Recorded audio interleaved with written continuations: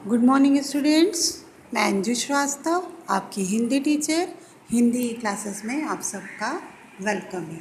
तो स्टूडेंट्स, आज मैं आपको रस के 5वें प्रकार के बारे में बताती हूँ। अब तक मैंने आपको श्रृंगार रस, करुण रस, हास्य रस और वीर रस के बारे में बताया। आज मैं आपको 5वें प्रमुख रस रौद्र रस के बारे में बताती हूँ। तो चलिए आइए जानते हैं रौद्र रस की परिभाषा। रौद्र रस, रौद्र रस काव्य का एक प्रमुख रस है जिसका स्थायी भाव क्रोध होता है। धार्मिक महत्व के आधार पर इसका वर्ण रक्त एवं देवता रुद्र हैं। इसका स्थायी भाव क्रोध होता है। जब किसी एक पक्ष या व्यक्ति द्वारा दूसरे पक्ष या दूसरे व्यक्ति का अपमान करने अथवा गुरुजन आदि की निंदा करने से क्रोध उत्पन्न होता है, उसे रौद्र रस कहते हैं। इसमें क्रोध के कारण मुख लाल होना, दांत पीसना, शस्त्र चलाना, भौहें चढ़ाना आदि भाव उत्पन्न होते हैं। रौद्र रस का स्थायी भाव क्रोध है।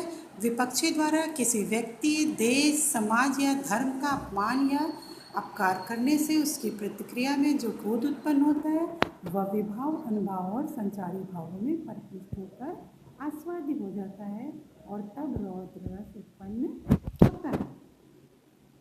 तो इस तरह से हम कह सकते हैं कि रौद्र रस जब कोई व्यक्ति या कोई पक्ष आपको बुरा भला कहता है, आपका अपमान करता है या आपके किसी आत्मीय की निंदा करता है तो उससे जो क्रोध उत्पन्न होता है उसे रौद्र रस कहते हैं। रौद्र रस का स्थायी भाव क्रोध है। इसमें क्रोध के कारण मुख लाल होना, दांत पीसना, शस्त्र चलाना, भौहें चढ़ाना आदि के भाव उत्पन्न होते हैं। जहाँ क्रोध का वर्णन होता है वहाँ रौद्र रस होता है।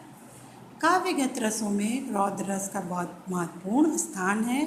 भरत मुनि ने नाट्यशास्त्र में श्रृंगार, रौद्र, वीर तथा विभत्स इन 4 रसों को ही प्रधान रस माना है तथा इसी से अन्य रसों की उत्पत्ति बताई है। रौद्र रस से ही करुण रस की उत्पत्ति बताते हुए भरत मुनि कहते हैं कि रौद्र रस का कर्म ही करुण रस का जनक होता है। क्रोध एवं उत्साह में भेद।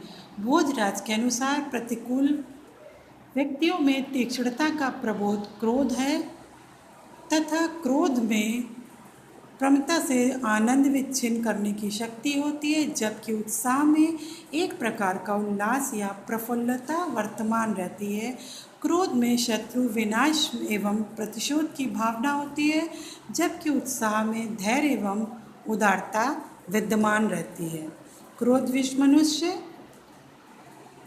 उछल कूद अधिक करता है, लेकिन उत्साह प्रेरित व्यक्ति अपने कार्य में अनवरत अग्रसर होता है। क्रोध प्रायः अंधा होता है, जबकि उत्साह परिस्थितियों को समझते हुए उन पर विजय लाभ की कामना से अनुप्रेरित रहता है। क्रोध बहुता वर्तमान से संबंध रखता है, जबकि उत्साह भविष्य से। तो क्रोध एवं उत्साह के उपर्युक्त भेदों को ध्यान में रखने पर रौद्र एवं वीर रस के भेद को समझा जा सकता है। यूँ तो रौद्र रस में भी उत्साह संचारी रूप में आ सकता है, क्योंकि उत्साह गुण के साथ सभी रसों में आ सकता है। वीर रस में भी क्रोध समाविष्ट हो सकता है तथा रौद्र रस में यह उत्साह अत्यंत होता है। वीर रस में क्रोध समाविष्ट हो सकता है तथापि रौद्र रस में यह उत्साह उत्पन्न होकर दब जाता है। क्रोध का ही आस्वादन रहता है। वीर में आने वाला क्रोध केवल अमर्ष व्यभिचारी होता है और उत्साह स्थायी होता है। तो इस तरह से हम कह सकते हैं कि रौद्र रस एवं वीर रस में आलंबन समान होते हैं, किंतु इनके स्थायी भावों की भिन्नता स्पष्ट है। वीर रस का स्थायी भाव उत्साह है, जिसमें भी शत्रु के दुर्वचन आदि अपमानित होने की भावना सन्निहित है, लेकिन अवज्ञा आदि से जो क्रोध उत्पन्न होता है उसमें प्रमोद, प्रतिकूलता अर्थात आनंद को विच्छिन्न करने की शक्ति वर्तमान रहती है। अतएव इस स्फूर्ति, प्रमोद अथवा उल्लास की उपस्थिति के ज्ञान से वीर रस एवं रौद्र रस में पृथक पृथक पहचाना जा सकता है। इसके अतिरिक्त नेत्र एवं मुख का लाल होना, कठोर वचन बोलना इत्यादि अनुभव रौद्र रस में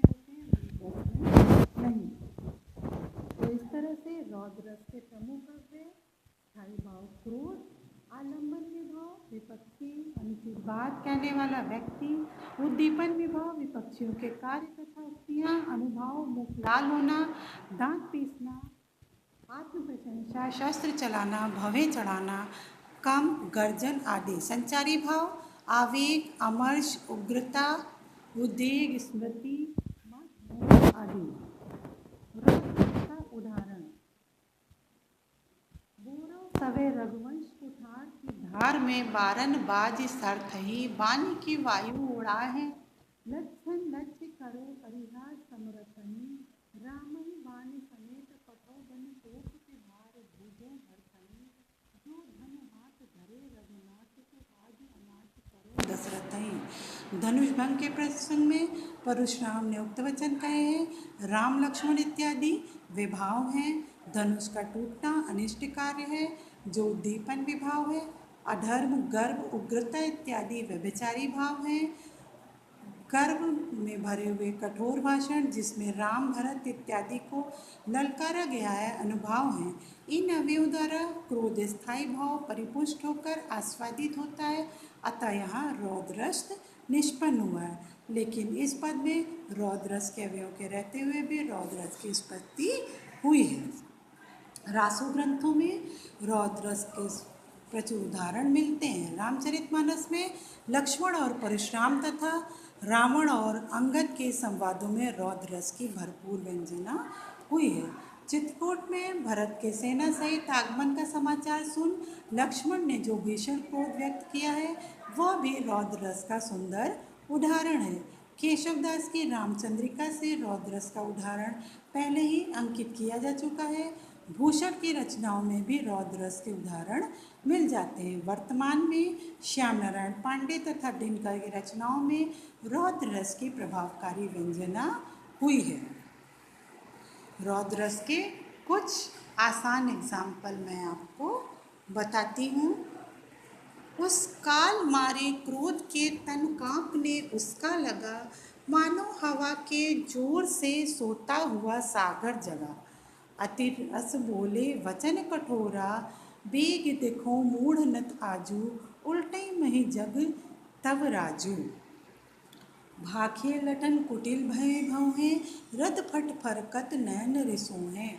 कहीं न सके रघुबीर डर, लगे वचन जनु बान, नाई राम पद कमल जुग, बोले गिरा प्रमाण।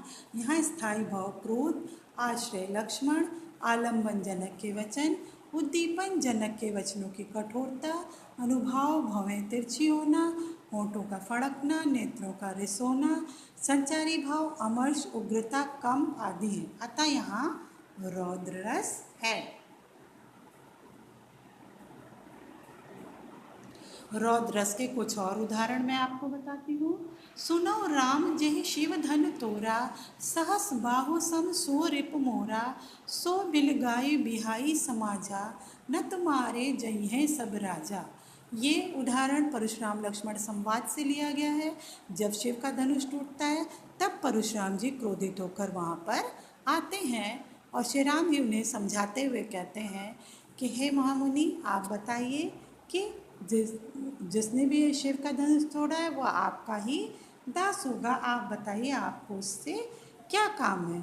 तो परशुराम जी और क्रोधित हो जाते हैं और कहते हैं हे राम सुनो, जिसने शिव का धनुष तोड़ा है वह मेरा सेवक नहीं है, वह सहस्बाहु के समान मेरा शत्रु है। इसलिए उसे समाज से अलग करके मेरे सामने ले आओ, नहीं तो सारे राजा मारे जाएंगे। दूसरा उदाहरण, श्री कृष्ण के सुन वचन अर्जुन क्रोध से जलने लगे, सब शोक अपना भूल कर तल युग मरने लगे। यहाँ पर श्री कृष्ण ने जब अर्जुन को गीता के उपदेश दिए तो जो अपना शोक वो भूल गए और क्रोध से जलते हुए अपने हाथों को मसलने लगे। उस काल मारे क्रोध के तन कांपने उसका लगा, मानो हवा के जोर से सोता हुआ सागर जगा। यहाँ भी अर्जुन के ही क्रोध की अभिव्यक्ति है। वो ऐसे क्रोध से उनका शरीर कांपने लगा जैसे लग रहा था कि हवा तेज चलने से सागर की लहरें उफनने लगती हैं, जैसे सागर जागने लगता है, उस तरह अर्जुन का क्रोध प्रकट हो रहा था। तो स्टूडेंट्स, अब मैंने आपको रौद्रस बता दिया, वीर और रौद्रस में अंतर भी बता दिया। आई थिंक आपको अच्छे से समझ में आ गया होगा। तो आप वीडियो कंटेंट को देखिए और उससे अच्छे से जो चीज़ें आपकी बुक में नहीं हैं वो इससे नोट करिए। प्रैक्टिस शीट में मैं आपको काफ़ी क्वेश्चन आंसर दे देती हूँ, आसान उदाहरण दे देती हूँ, उन्हें नोट करिए और याद करिए। तब तक के लिए stay home and take care.